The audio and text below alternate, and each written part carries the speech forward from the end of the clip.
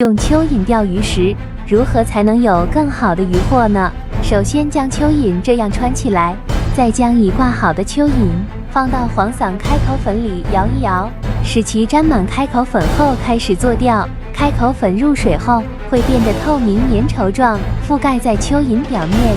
2里内的鲫鱼、鲶鱼、黄辣丁，闻到后都要流口水。仔细看，来口了，典型的鲫鱼口。我们忍一忍，顶漂、打、重鱼，喜欢野钓的朋友们赶紧试试吧。